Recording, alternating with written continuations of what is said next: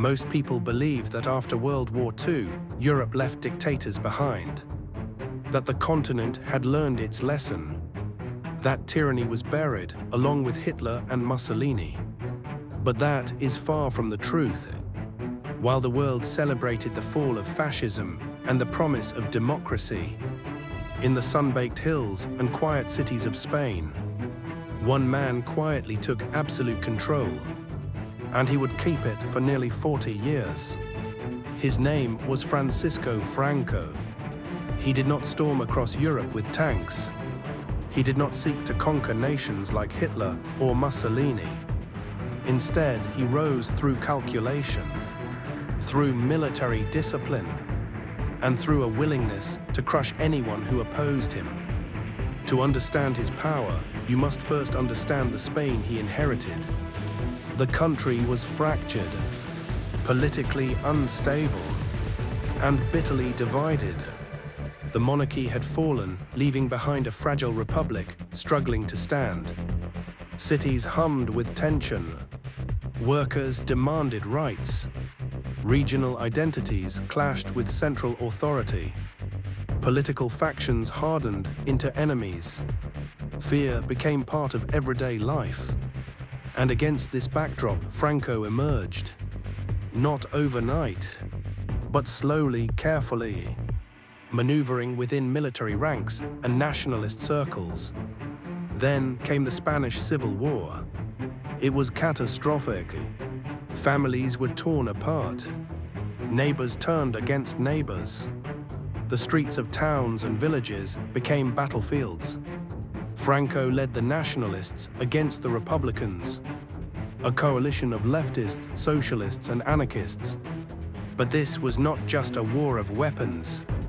It was a war of ideology, a war where those in power decided who lived and who died. Franco's forces, backed by Hitler's Germany and Mussolini's Italy, had modern weapons, air power, and terrifying efficiency. But their greatest weapon was fear. Citizens learned quickly. Dissent meant prison, torture, or death. Schools taught obedience. Newspapers spoke only approved truths. Families learned to whisper, even inside their own homes. Slowly, the nationalists claimed victory, and Spain fell silent. When Franco took power, there was no true celebration. Only control, only surveillance, only fear. Opposition disappeared. Censorship controlled every book, every newspaper, every radio signal. Children learned caution. Teachers hid truth. Families learned to pretend. Every word could be dangerous. Then came World War II. Franco faced a critical choice: join Hitler fully and risk destruction, or remain neutral and preserve his rule. Franco chose survival.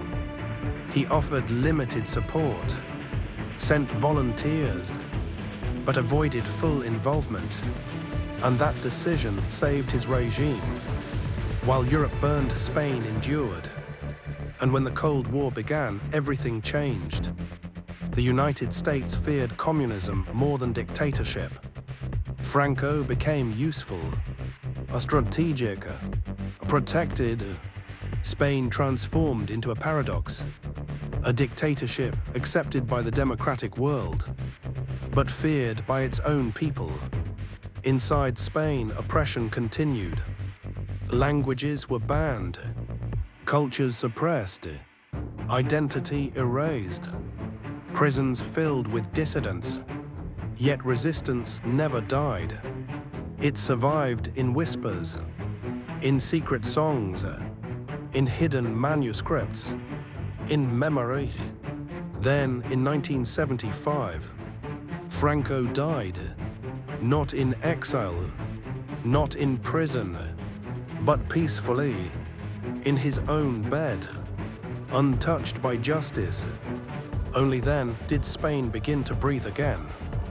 Democracy returned slowly, carefully, painfully, A constitution was born in 1978. Freedom restored. But the scars remained, and they remain even today. Franco's story reminds us of something important. Tyranny does not always fall in battle. Sometimes it survives through patience, through fear, through silence. For 40 years, Spain lived in one man's shadow, and history reminds us, justice does not always come, but its lessons must never be forgotten.